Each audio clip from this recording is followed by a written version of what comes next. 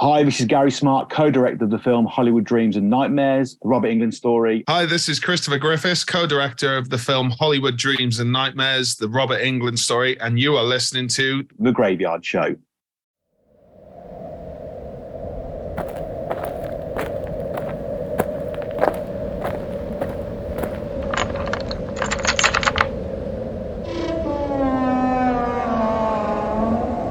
Welcome to the Graveyard.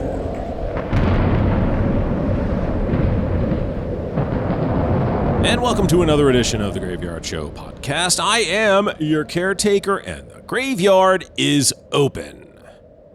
So the other day, I was at a bookstore, walking around, which I like to do. You know, I kind of miss the days of the bookstore. I mean, there's still some few and far between, at least here in the City of Angels.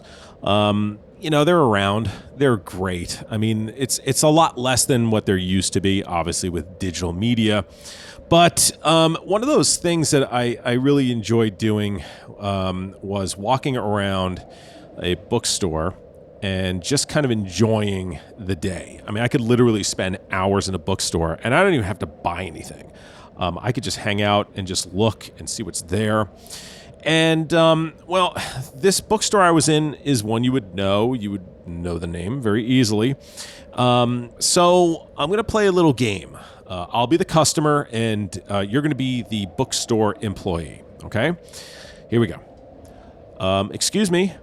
Yes, I was wondering, I'm looking for Anne Rice novels. Can you tell me where to find them, please? Oh, wait. Did you say the horror section? You should be fired immediately. Because, well, they were not in the horror section. And I found this out completely by mistake. I was walking around. I was in the horror section. And I was looking around. Of course, you know, there are like 7 walls of Stephen King books. And I wasn't even thinking about Anne Rice. And I was looking, and then I kind of walked away. And I was in this other section, and I looked up, and there is Anne Rice books. Interview with the Vampire, Lestat, Queen of the Damned, Memnoch the Devil. You know, maybe not all those books, but you get the point. They were in the fiction section. Now, look, technically that is correct. I'm not going to sit here and say that that's wrong, but I mean, it's technically. I mean, everybody that's a fictional writer would be there. I mean, the only thing that wouldn't be there is nonfiction, obviously. So that's sort of a half-truth, and it's one of those things that kind of drives me crazy. And that's what I wanted to talk about at the beginning of this podcast. Living and consuming in this world of digital media, music, TV shows, movies, books, comic books, you know, it's available digitally everywhere. And while that is great, one of the things that kind of drives me nuts in my OCD brain is something like what just happened with Anne Rice. Now, granted, that was in the physical media, right? So we see a horror author who was placed in the fiction section. Well, in digital media, we see a lot of this happening where you see something that is one thing, but it's called something else. For example, you may come across maybe a music group. Let's just say AC/DC. I'm just pulling a name out of the air. You see AC/DC, and under genre, it may say pop. Well, I mean, that's kind of, sort of, maybe a little bit correct, especially, you know, like some of their songs. But I mean, the reality is that they're rock. They're not pop, they're rock. Pop is something like I would think of in terms of maybe Justin Timberlake, or maybe a Lady Gaga, Madonna back in the day. That's what I would consider pop. I've noticed this with a lot in music, especially one term that drives me nuts, and it's really not an incorrect term, it's just a shortened term, is metal. A lot of times you'll go onto certain sites and you'll see, like, for example, Iron Maiden or Judas Priest, and it'll say metal. Well, it's not metal, it's heavy metal. That is the actual term of the genre of music. It's heavy metal. And that drives me crazy because being an OCD kind of person, when I'm going through my digital music that I own here, my collection, I it'll drive me into a spiral because I'll sit there and I'll see, oh, well, let's see what genres, I currently have on here. And I'll look and I'll say heavy metal, 75 songs, metal, 7,000 songs. And I'll be like, well, wait, that doesn't even make any sense. And sure enough, a bunch of stuff that I downloaded was in the metal genre, and it drives me crazy. And it's one of those things that it's like, this is very simple to fix. And I don't know if it's because there are people who are just too lazy or just not knowledgeable or both, or maybe just neither. But whatever it is, they're not doing it right. Now let's see how this relates to movies. Now, on one digital platform, I found the original Evil Dead from 1981. And I looked at it and I was going to buy it. I didn't own it at this stage. And I saw it said comedy. Now, we all know Evil Dead 2 and Army of Darkness are comedies or horror comedies, but the original Evil Dead was clearly labeled comedy. Now, I don't know if that has been corrected over time. I hope it is, because could you imagine the person who is a fan of comedy and hate horror movies and they see that and they go, why not? It's a horror comedy. I'll give it a shot. And then they're kind of sitting there going, wait, where's the comedy? I see a lot of chainsaws coming out and a lot of blood, buckets of blood going all over the walls. What is happening here? And, it's something like that can traumatize somebody pretty badly. And it's just one example of many. You can go on to many of these streaming sites, and if you look up under horror, you'll see stuff under horror, but then they have all these different weird subgenres, or it'll be like suspense or thriller. There's a very weird issue out there with putting movies and music in the proper category. And that's something that's been just kind of bugging me lately. And when I walked into that bookstore the other day, it was sort of put the cherry on top and something I just had to sit here and talk about for the next 5 minutes. So anyway, if you have any stories in which you have noticed movies or books or music or anything that was in the wrong genre, let me know. You can either email me, gyspodcast@gmail.com. That's gyspodcast@gmail.com. Or you can leave comments below if you're watching this online. Now, speaking of Evil Dead, the last podcast, I had mentioned that I did see Evil Dead and I would give you my thoughts on the next podcast. Well, here we are. So, Evil Dead Rise. I absolutely loved it. Went with a couple of friends, saw it in the movie theater. It was great being in the theater again. And it was my first horror movie, actually, in a movie theater since The Invisible Man came out. And I saw that right before the lockdown happened.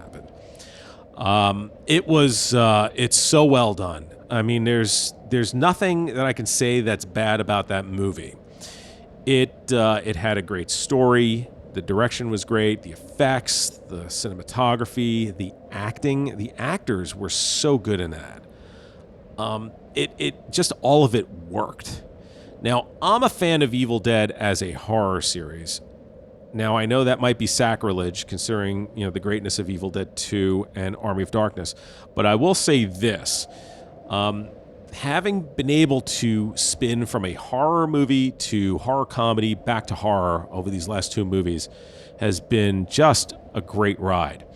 The Evil Dead movie series is just phenomenal. And I think that what we've been getting with these last two movies have been a great addition to that franchise that Sam Raimi and Bruce Campbell set up so well for us back in the 80s and early 90s.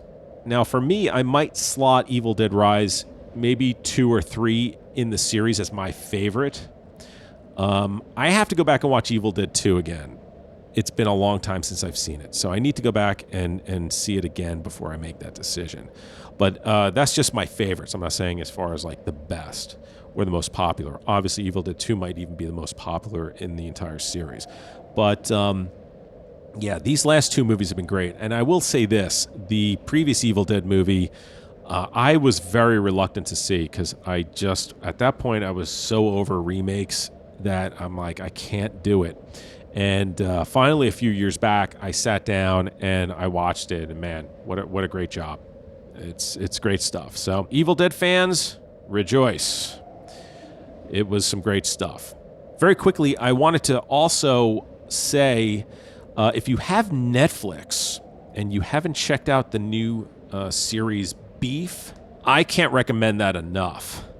It is with Stephen Young and Ali Wong, and they are awesome in it. And the show itself is great. It's actually an A24 show. And when I first saw it, I was kind of like, what? A24? Well, give it a couple of episodes and you'll see why it's an A24 show. It doesn't get crazy A24, but it is good stuff. Highly recommend it. Check it out.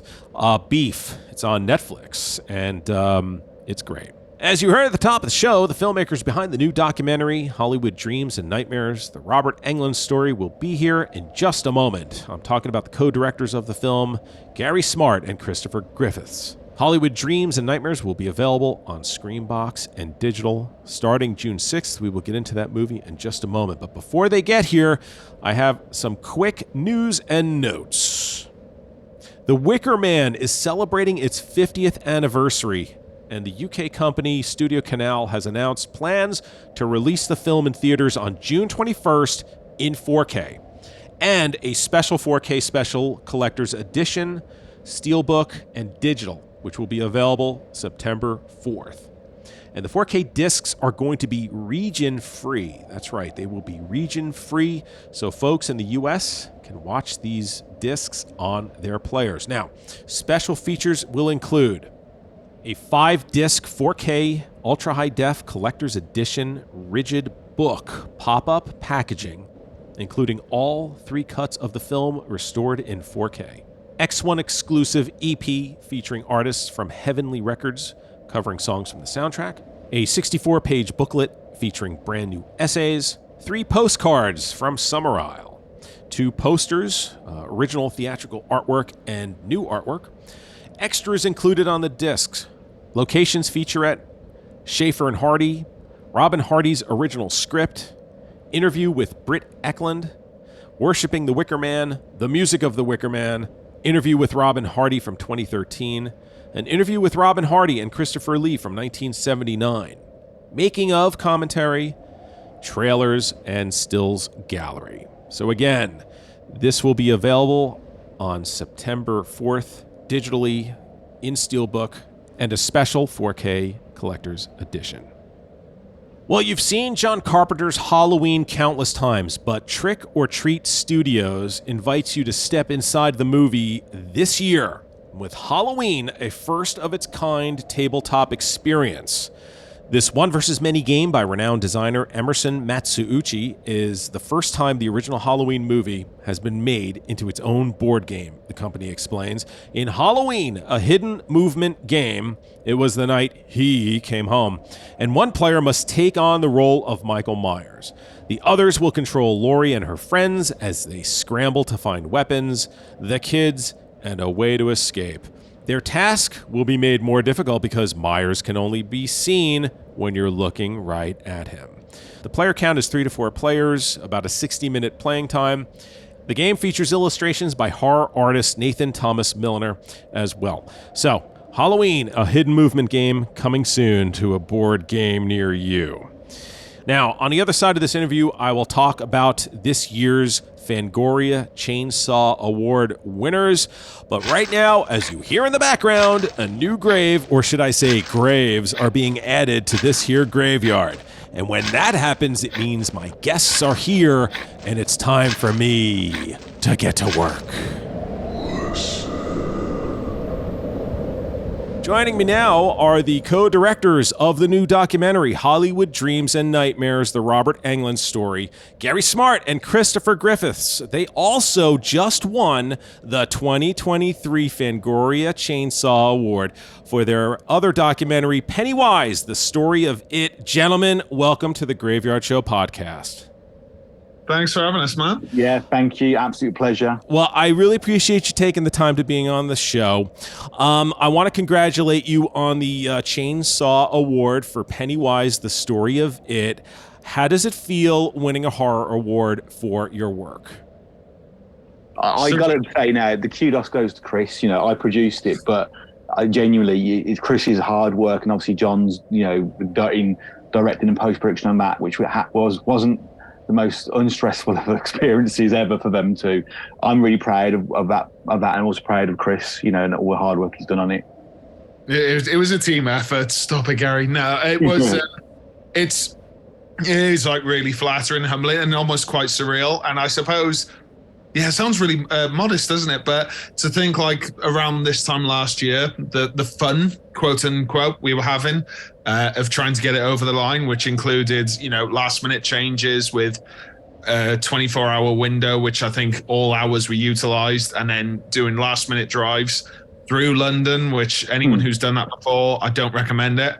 To kind of get to that point, and the fact our mandate is always making documentaries as fans for the fans, and the fact it's a voted thing as well, the Chainsaw Awards, is a bit like, holy crap, we must have done something right. So yeah, and it is an absolute stunner of a trophy, which is not in my man cave at the moment. My wife's got it downstairs. What she's doing with it? Hey, let's not ask. Quite a big one as well. Well, I was going to ask, do you both get one? I mean, I would hope so. Oh no! Chris got all the glory. I've had to beg for one. I think one's been arranged for me now. You know, I did nothing. I only produced the thing. But no, Chris is the hero. Let's not get into that. Okay, I'll leave it there. We'll move on. Yeah. So Christopher, I'll focus on you for this next question. What came first, your interest in horror or becoming a filmmaker? Ooh. Oh. It's got to be horror. Yeah. I think, you know, that was the getting into a genre. Getting into films in general, to be honest. And I know this can maybe backfire in some instances, but, you know, in particular, seeing these films that we're now covering, RoboCop, Nightmare on Elm Street, It, you know, those films had such an impact on me because I watched them at the totally wrong age. I think I was about 8 years old when I first saw like Texas Chainsaw Massacre. And it could go one of two ways. I mean, I'm not a believer that, you know, it causes serial killers, although my mum probably thought it. And then I think, you know, just from that point, it's like, right, I want in on this stuff. I'm not quite there yet in terms of making narrative pieces. So the closest thing I can do is kind of use some technical skills to just basically gush, because I don't think many of my friends and family want to listen to me because most of them are into sports. Well, Gary, I've done research on you, and I know you've been a horror fan your whole life. Do you remember when you first became interested in horror? I genuinely can't remember. My earliest memories are just horror films. It's so strange, you know.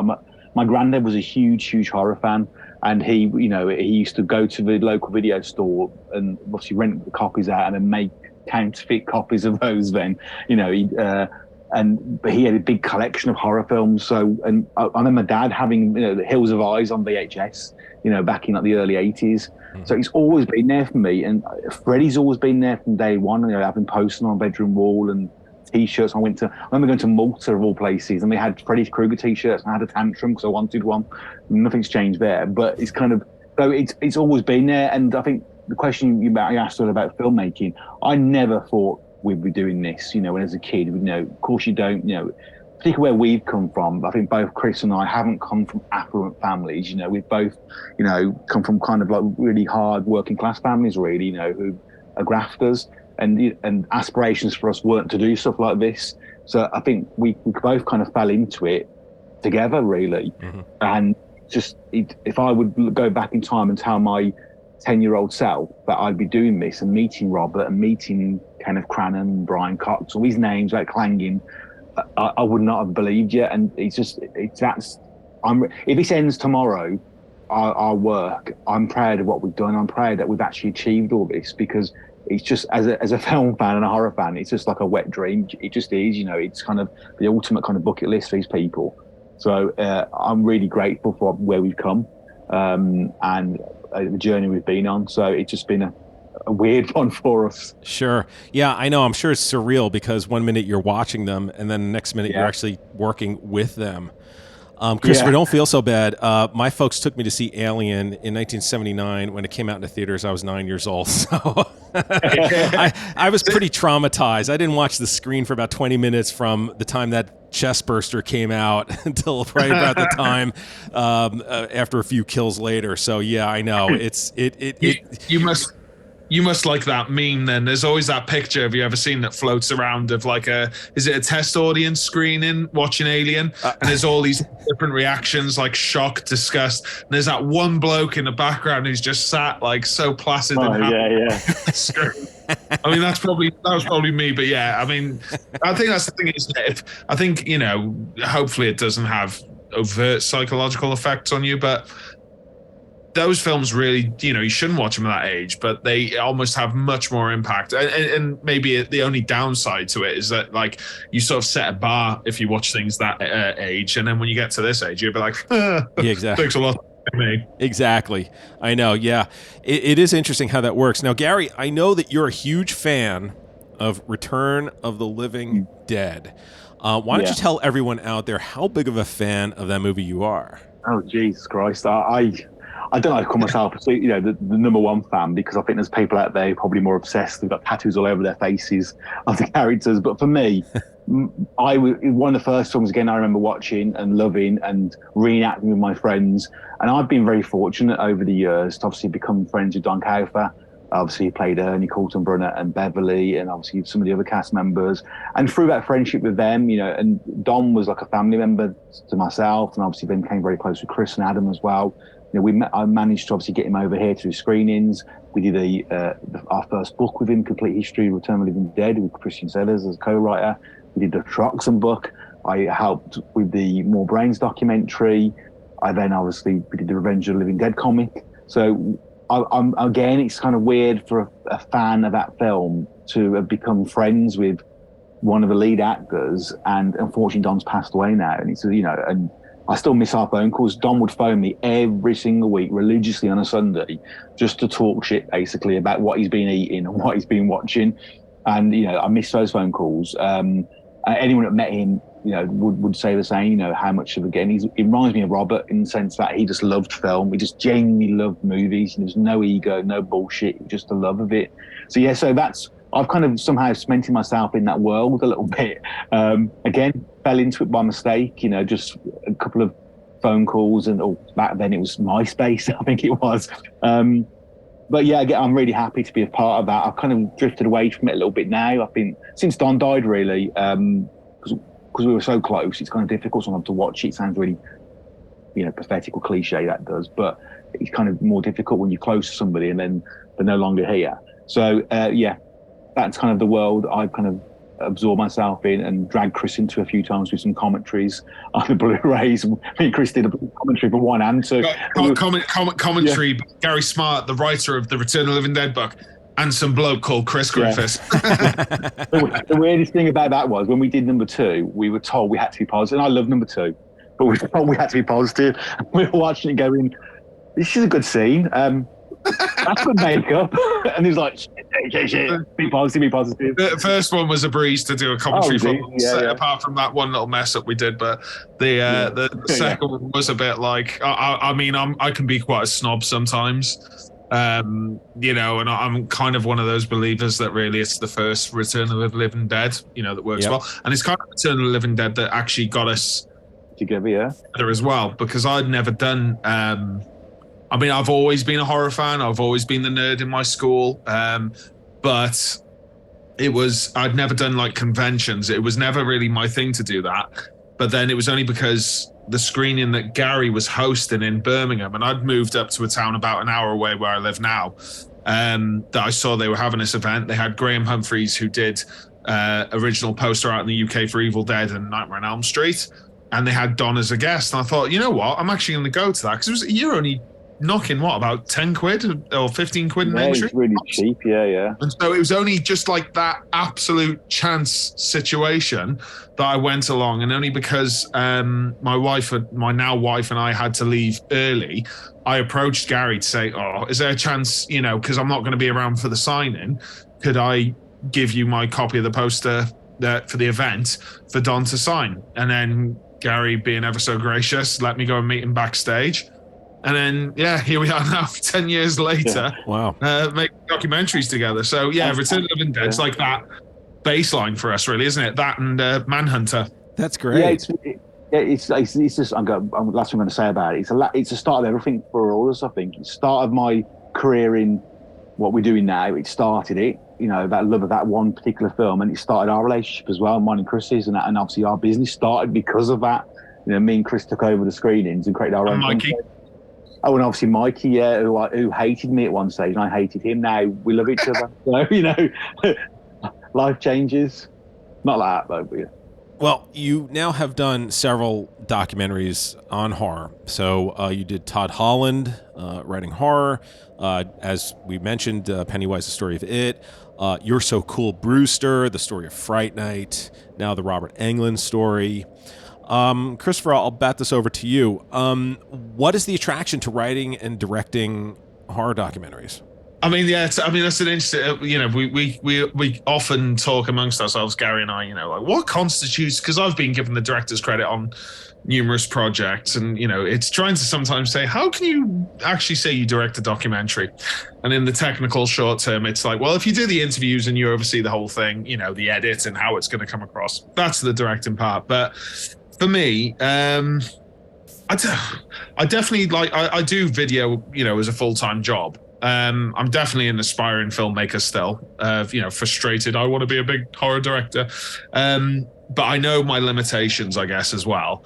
But I think just for me, it's being able to kind of celebrate these films. It started with Gary offering me the gig of, well, just executing the interviews on the Hellraiser documentary we did, the first one, and then I kind of worked my way up the ranks with that, really. And now to kind of you know, be in a situation of celebrating all these films we love, and as someone who was there from the get-go with DVD, you know, and oh my god, documentaries and everything, I'd seen so many of them. I'd seen Gary's Return of the Living Dead documentary, and just thinking, oh, you know, there's just so many benefits to it. You get to meet the people, you get to celebrate the films, you get to dig in the archives. So the main thing for me with it is just being able to kind of do a deep dive into why these films are so loved, so celebrated.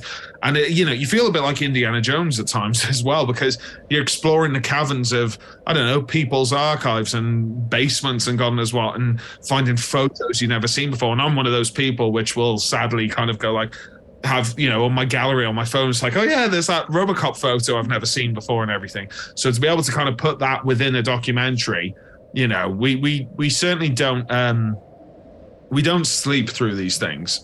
You know, there's so many instances where we could have just, sorry to put it this way, but farted something out within a couple months. Yeah. And instead kind of gone, no, we can do better, we can get more. You know, we will always go to the furthest reaches possible with these projects. And sometimes we've had flack for, you didn't have Stephen King in your Pennywise documentary, and you almost want to answer back like, oh, who's Stephen King? I've never heard of him. Was he the set decorator, the T-boy? I don't know. So, you know, but believe you me, that we aim to leave no stone unturned with these projects. So I think that's why Gary and I see so much eye to eye. Maybe like some parties that were involved in our first documentary were just a bit like, oh yeah, we'll just, you know, put it all together, get it out there, you know, just interview. And for us, it's always been, no, there's more. You know, that you can do more with it, make it entertaining, make it engaging, but just get as much content as you can into that thing. And then hopefully you kind of close the door on there ever needing to be another documentary again. No 40th anniversary documentary or anything like that. So yeah, that's a very long answer I've given you. I hope I've answered it. No, you did. And because documentary filmmaking is always interested me, because in some ways, you would think that as filmmakers, as writers, directors, that there's a labor of love to wanting to make a movie on a subject. Not that filmmakers aren't in love with their scripts or any of their, you know, fictional work, but as a documentary filmmaker, you're getting in close with people. You're getting, you know, a form of intimacy with people, because you're trying to get their innermost thoughts and their feelings on certain things. And Gary, when you're putting all this time and effort into it, I would assume that it's almost a 24-hour a day, 7-day a week. I just don't know like how the process works from the moment that you decide, hey, we're going to do, you know, our next project, we should do it on Pennywise, or we should do our next project on Robert Englund's career. How does that process go? I know it's a very general question, so as best you can kind of put it in. I mean, the most crudest answer is I think you do live and breathe it. I remember a time when we was doing Leviathan, and about a year in, thinking there's not been one single day I haven't thought about Hellraiser. And that's a strange thing. No matter what you do, you're always thinking about the project and about what to do on it. I mean, most kind of, documentaries will always start with the idea. And again, it's cliche and, it's a simple answer. And then it's obviously building up that narrative on paper. What are we looking with? Me and Chris always do a structure. I always remember we did the RoboCop one and we structured it. What are the acts going to be? That completely changed when we did it. But with documentaries, you normally just do it on paper. What are we looking for? What are the key things? And then the questions that I develop around that. And then it's getting the people involved, really, because, if you don't get some key hitters, you're screwed, really. Obviously, Robert was number one, but he's the first person we engaged. And once Robert came on board, it was not easy, but easier to get, obviously, a lot of the horror icons, because obviously they do respect Robert. Obviously, there's people we tried to get who we couldn't get hold of, your Jeff Bridges and, your Arnold Schwarzeneggers. Again, we were wishful thinking a lot of it, but we tried, as you always do. And then obviously once you start the scheduling of the interviews, as Chris said, the documentary can change shape in the interview. I mean, you can sit there and you can start asking the questions, and depending on how they deliver it, things do change. Now, Pennywise is a perfect example of that. We went in there going, we're not going to make a documentary about the making of a film. That's what we're not going to do that. Our format's going to be about chlorophobia, about fear, and the impact on clowns, in media, and peppered through that is Pennywise. But once we start interviewing people, it then becomes a making of. Now, we've got some nice bits in there about chlorophobia and stuff like that, and fear, and obviously bonus features. But again, that changed drastically. And I think that when we did this one, it changed. Robert's first interview very much structured it, and it was our job then to change that structure a little bit to make it a little bit more fluid and obviously bring other people into it. So yeah, it's a long process. I mean, this has been obviously particularly long because we took on multiple projects. We put our hands up, we screwed up there. But I think, as Chris said, we don't just fart these things out. We want to really put our hearts and souls into it and make the best documentary possible for Robert and for obviously the people. So I don't think we've even perfected the format yet. Even after 5 projects I think we've done together.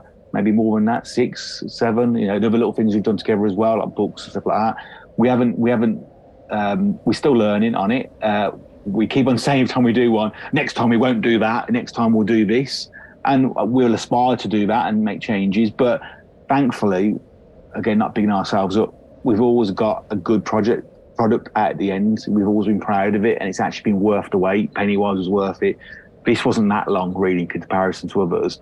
RoboDoc is going to blow people's minds completely. It will be genuinely worth the wait when that comes out, because it's something completely different, what no one's ever seen before in regards to documentaries on films.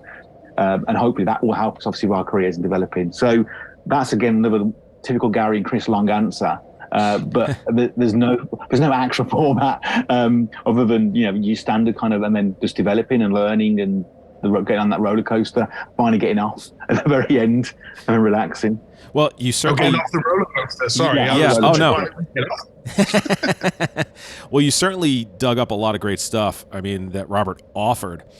One of the things that I found interesting in the beginning of the documentary was Robert talking about his first experience acting as a child, and it was in comedy, which would come in handy for his iconic role as Freddy. Mm. And I think that's one of those things where you look at and you go, wow, it was already kind of set up early on for his iconic role that none of us knew he would do at that stage. But it's really interesting how these things kind of take shape. Another story that I found interesting was that he was also up for the John Travolta role of Carrie that he didn't get. But can you guys talk about how that led to Apocalypse Now, which then led to another connection to a very famous film series?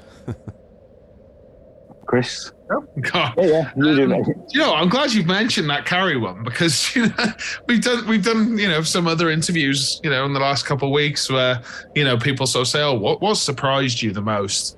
And I sort of throw out Halloween. I kind of knew. The thing is, what we've got, God, I'm doing the long answer here. Let's see how I can get this across quick.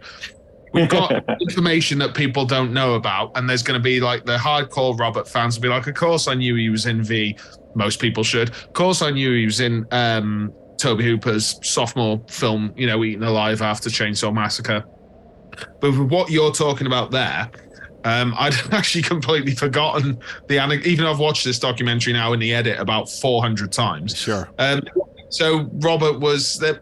So for context, I suppose what's interesting and what I find certainly interesting about this era of actors and even filmmakers, like that mid 70s to 80s, I compare Robert very much to, and you could even say Schwarzenegger, two people he's worked with and knew, how all these people who exploded in the 1980s, Schwarzenegger with Terminator, Lance Henriksen as a genre actor, but certainly as Bishop and, films like Near Dark, and then Robert with Nightmare on Elm Street, they all feature in films in the 1970s, in small roles. Henriksen's in Dog Day Afternoon, Schwarzenegger's in Long Goodbye and Stay Hungry with Robert.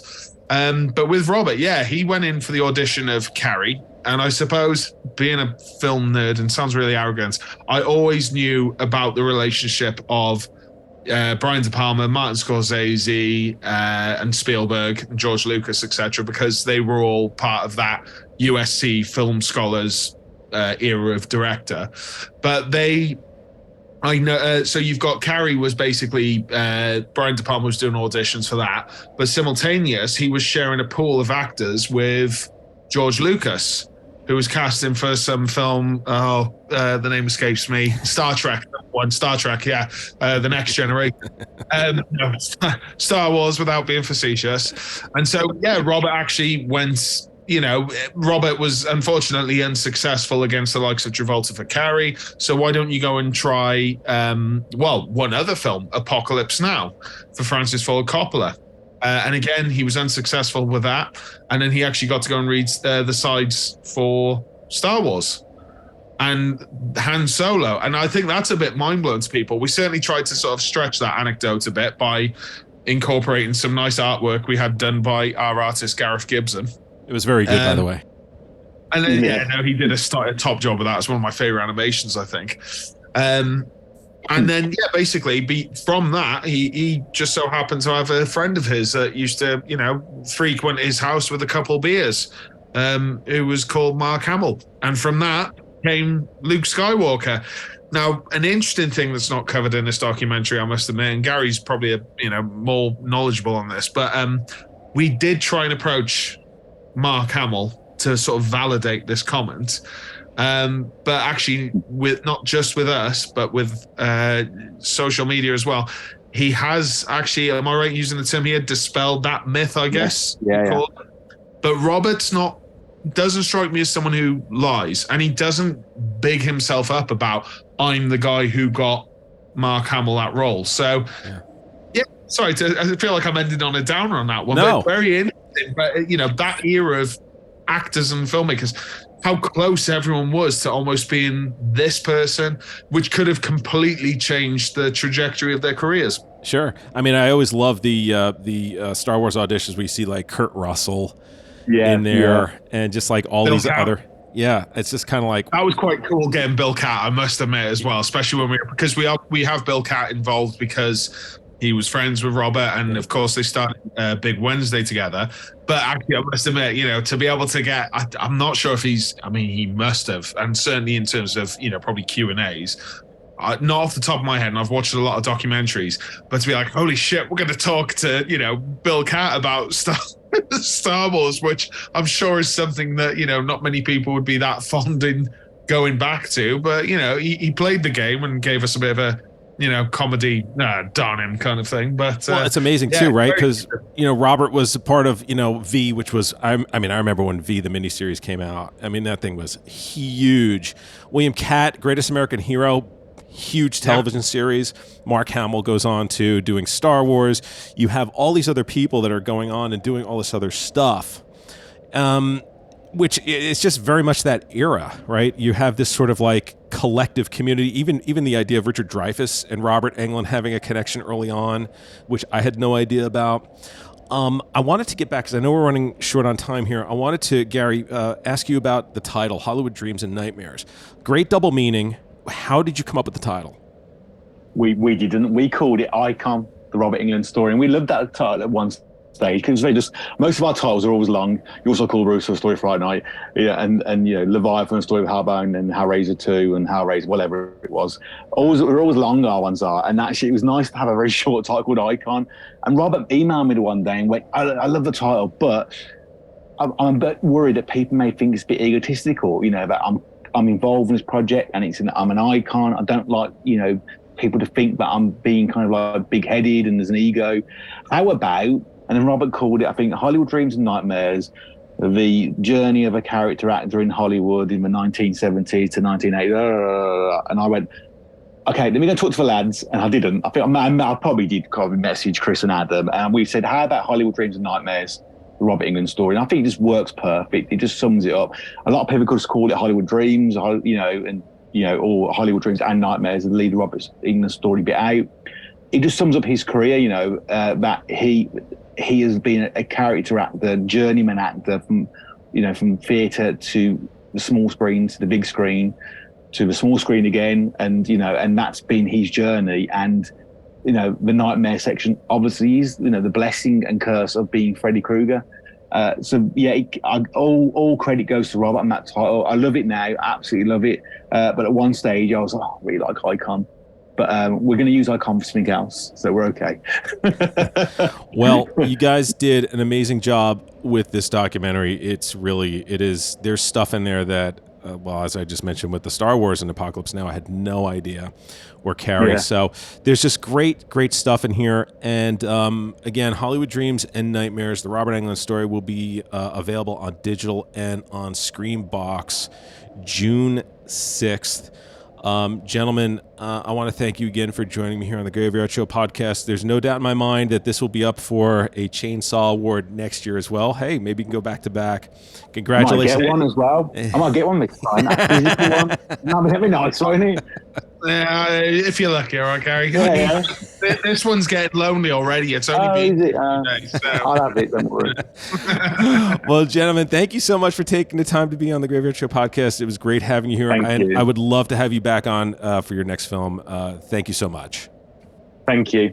Absolutely. No, happy to. Thank you so much, man. And as I put this interview to rest, I want to again thank Gary and Christopher for joining me here on the show.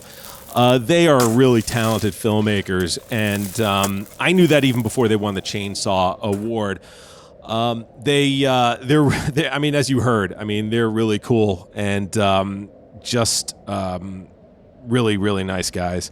And yes, I'm definitely looking forward to having them back here on the program. And again, Hollywood Dreams and Nightmares, the Robert Englund Story, will be available on Screambox and on digital starting June 6th. You need to check it out.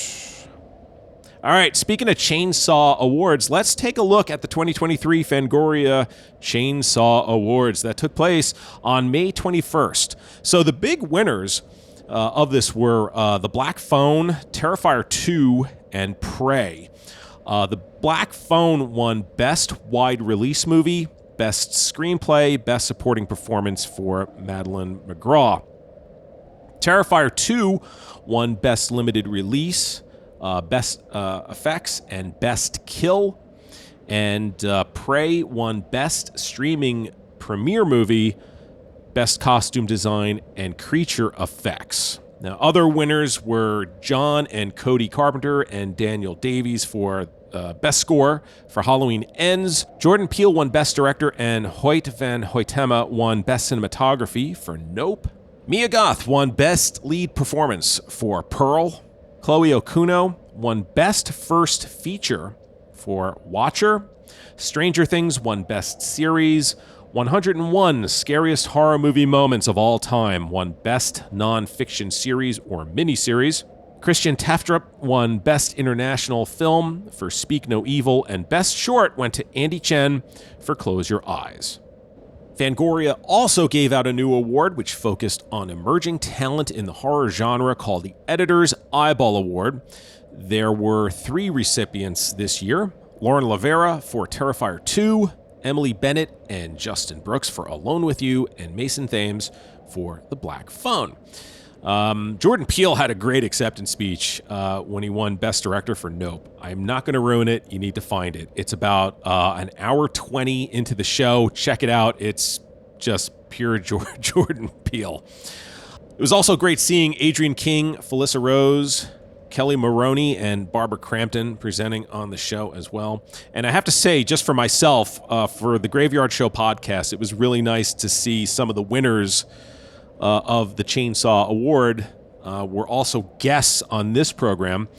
Damian Leone was here to promote Terrifier 2, and Emily Bennett and Justin Brooks were here as well to promote Alone With You. So that was really cool. And if you have not heard those interviews, go check them out.